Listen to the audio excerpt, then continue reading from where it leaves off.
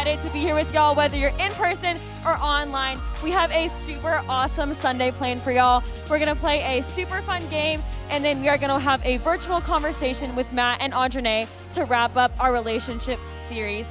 So tonight, let's kick it off with a game. So if I could have my two couples come on up on stage. Oh yeah. Make some noise if your small group leader or someone in your small group is up on stage. Awesome. All right, let's meet our first two contestants. All right, the Bjorkmans. Chris. All right, and Julie. Awesome. So this is our married couple right here, Chris and Julie. All right, and let's meet our next two contestants. My name's Tanner. Awesome. And I'm Alex. Awesome. And tonight our game is called Couple Showdown. So tonight how this is gonna work is each couple has a whiteboard and a dry erase marker, and a question is gonna pop up on the screen. And sorry guys, this might be a little bit tough for you, but every answer is gonna be about your wife or girlfriend. So you have to write the answer that is true about your wife or girlfriend. And girls, you write your answer, and if your answers match, you get a point. And listen to this, the winner who has the most points at the end of the game wins Chewy's gift card. So I know you want the creamy, so let's get into it. All right. Let's see put that first question up. What is her favorite color? Mine is definitely traffic cone orange, which is pretty unpopular opinion, but that's it. All right. Has everyone got their answers? All right, go ahead. Turn them to the crowd. All right, looks like turquoise and pink. All right, so we both get a point. Y'all can go ahead and keep track of your points in the corner of your board, so it makes it easier. Awesome, so both of us got a point. So let's see that next question. What is her favorite animal? All right, while they're writing those answers, if your small group or your small group leader is up on the stage, go ahead and make some noise. Awesome, all right. Dog, Sparky, dog, Spanky, dog, dog, dog. Oh my gosh, okay, look at that. Y'all are doing really good. Wow, this is awesome. All right, what's that next question up there? Who is her celebrity crush? This is kind of awkward, guys. Not gonna lie, kind of awkward.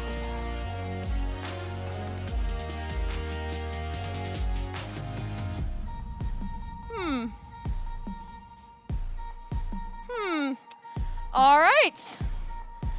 So looks like, Tanner, why don't you show your answer to the crowd? Awesome, so it looks like nobody got a point that round. All right, that was a rough one. All right, let's hit that next question. What is her favorite TV show? I think I have too many for this to be like a singular answer. All right, let's see.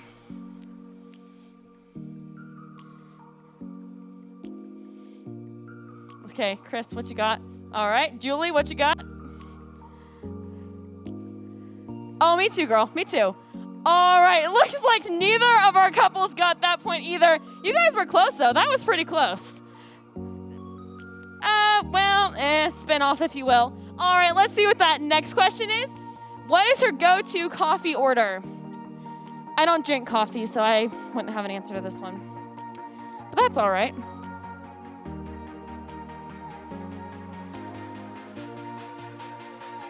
All right, let's see. All right, congratulations, Chris and Julie. Y'all got that answer. Oh, Alex giving the detailed answer. Awesome, congratulations. Both of y'all got a point that round. All right, what's that next one? What is her phone number? Oh, I really hope you guys know this. That would be really awkward if it wasn't. Y'all didn't know. But it's fine, I have no one's phone numbers memorized, so. Oh, come on, Chris. Come on, Chris. All right, let's see. All right, look at that, look at that. Oh no, Tanner. All right, time to learn Alex's phone number. All right, let's get that next slide up there. Looks like Chris and Julie are in the lead, and this is actually our last question. So what is her dream vacation destination?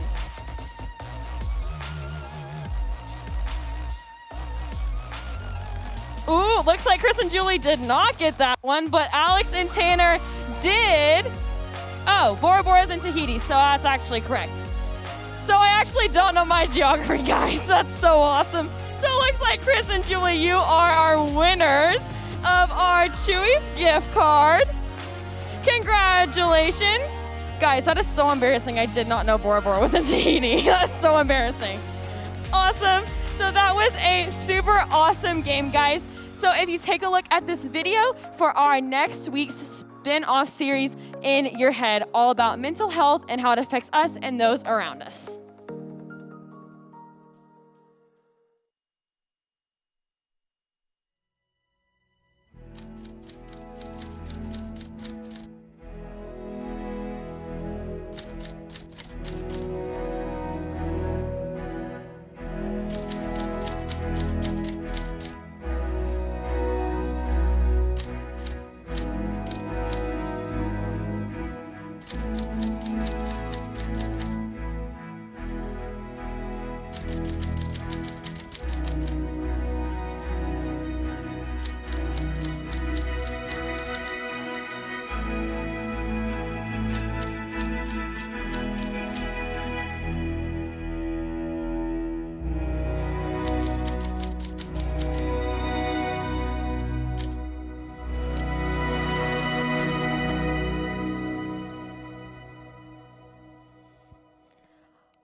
Awesome. So as I mentioned earlier, next week we are having our new single series, In Your Head, all about mental health and how it affects us and those around us. So I know 2020 was a crazy year filled with a lot of disappointment and letdowns. And I know for me, who's a huge people person and extrovert, it was so hard for me to not be able to connect with those who I love who weren't my family. And I know that took a really huge toll on my mental health. And I know 2020 was different for each of us, and that's why I am so excited for Jeremy Geis to come up here and talk about those super hard topics like depression and anxiety and all that comes along with mental health.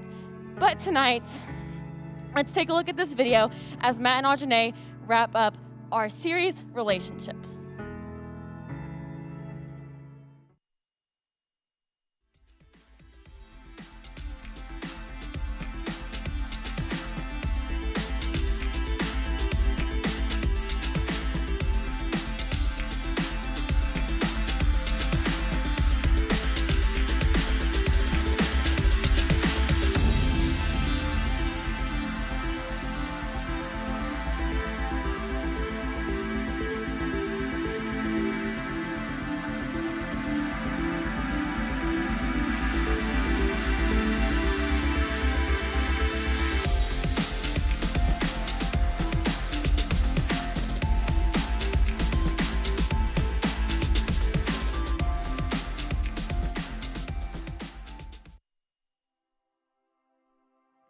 Welcome to the last part of our dating series, y'all. Our hope is that regardless of what stage you are in, single or dating someone, that you can hear something helpful to you.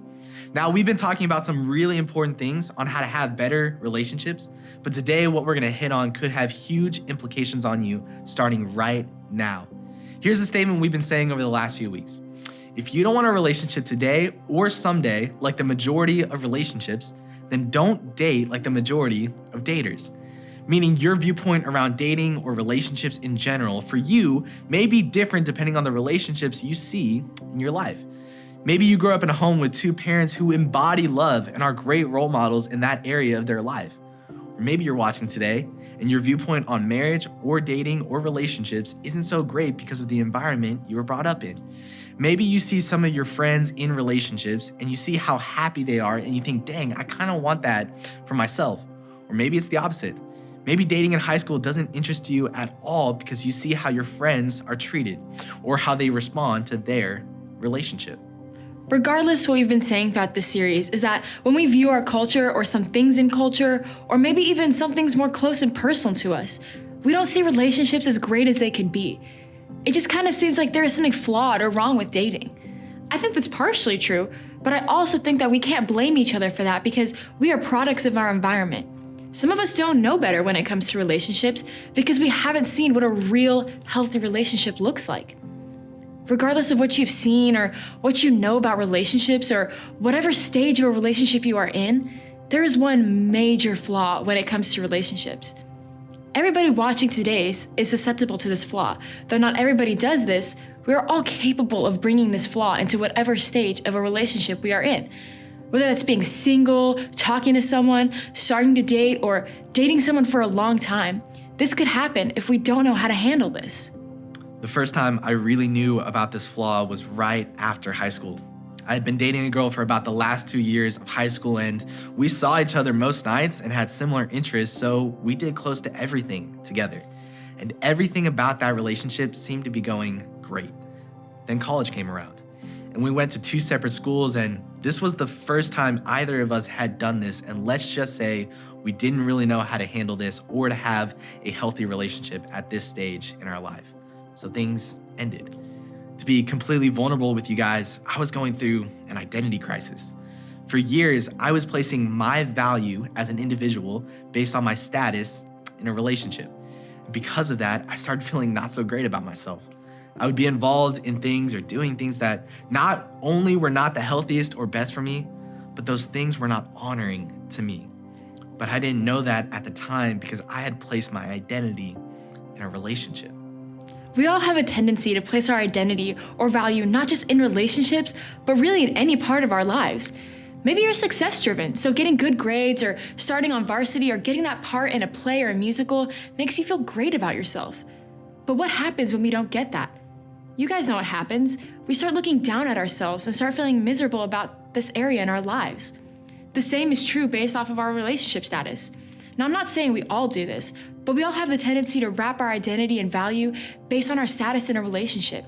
So if you're single watching today, you may have a tendency to look down upon yourself if you aren't in a relationship. You may see your friends in relationships and wonder, why can't that be me? You may take it a step farther and say things like, am I not good enough for someone? Or there must be something wrong with me. If you're in a relationship, you may have the tendency to place your value as an individual based on how the relationship is going. So if it's going well, you may feel way better about yourself rather than if it's going bad, and maybe you don't feel so good about yourself then. The problem with placing our identity off our status is that's only one part of the problem. As a result of this, if we aren't feeling good about whichever stage we're in, ultimately, we just want to feel better. So what we do is sometimes we make relational decisions that undermine our value. Here's what I mean by this. When we wrap our identity in our status, we try to chase that feeling of feeling good. Maybe you're watching today and you like the feeling of attention. So regardless of how someone may treat you in a relationship, you'll stay with them because we may lose that attention. Somebody can treat you bad 99% of the time, but the one time they say you're pretty or say any compliment, it's almost like it erases any negative thing they said about you because that feeling is so satisfying. We like feeling good or feeling valued, so maybe you decide to have sex with someone because in that moment, it made you feel valued. Or you go back to that video or that website you know you probably shouldn't be watching, but for a brief moment, it makes you feel good or it makes you feel valued.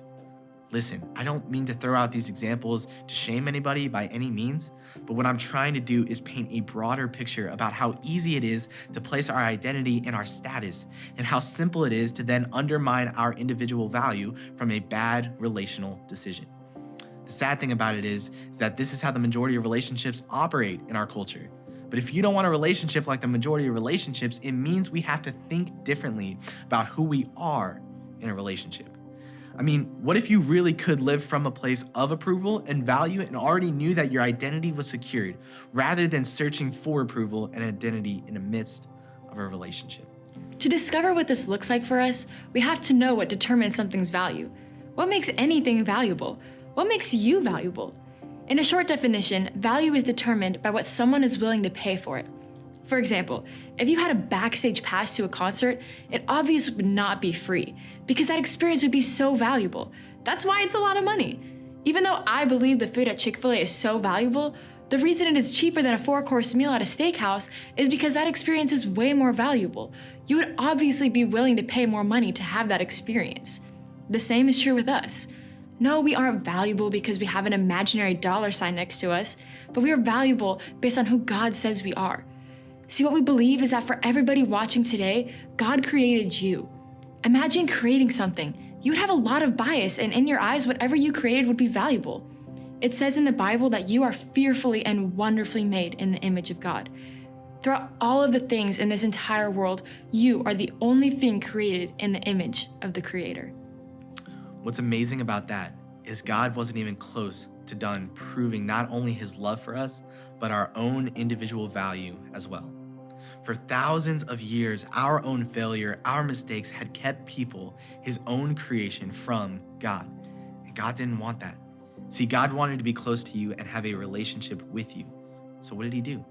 He literally moved heaven and earth to send his perfect son, Jesus, to die on behalf of our past, present, and future sins, so that one day we would exactly know where our value comes from. Because of what Jesus has done, we no longer have to question where we stand with God or how he determines our value. If you've ever questioned your worth in God's eyes, he would say, you are worth everything. He would say, you are so valuable to me that I no longer wanted to be disconnected with you, so I sent Jesus for you. And if you believe that this is true, you are given an identity statement.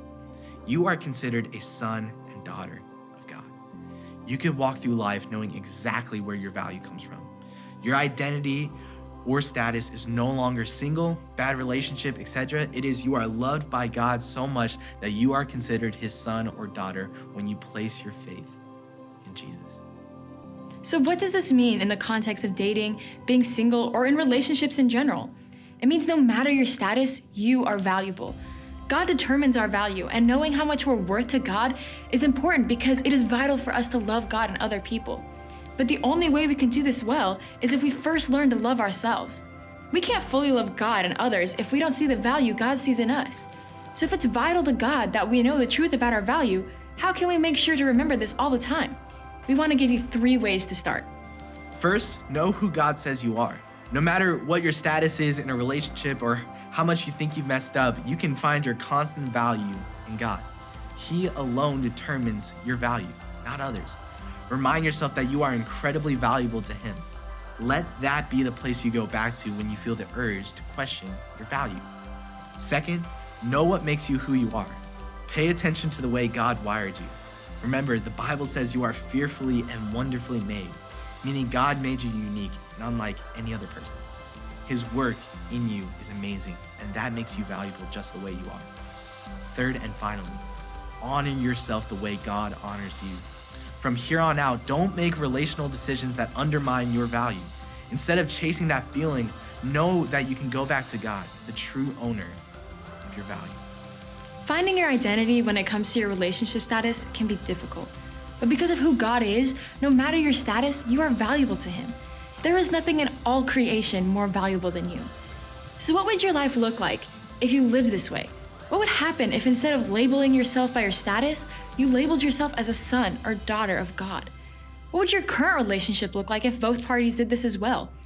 If you want a relationship like no other, then you have to know where your value comes from. And because of who God is, you are valuable to him. Awesome, guys. I hope you enjoyed that message as much as I did. So just to sum up, Matt and Audrey did such an amazing job of talking about how we have value, and that value is found through God and the unique and amazing person that he made us to be. So before we break off into small groups, I would love to pray for y'all. Hey God, I am just so grateful for this amazing place that we have at InsideOut. I'm so grateful that you gave each and every single one of us value and that you love us all so greatly. In your name, amen. Awesome, guys. So before we break off into small groups, I have a couple announcements for you. In 2 weeks, on March 14th, we will have no Inside Out because it's spring break, but don't worry, we'll be back the Sunday after that with some super fun things planned. And also tonight is pizza rolls, so make sure to grab one on your way out from small group. And the map will be up in just a second of where y'all are going for small groups.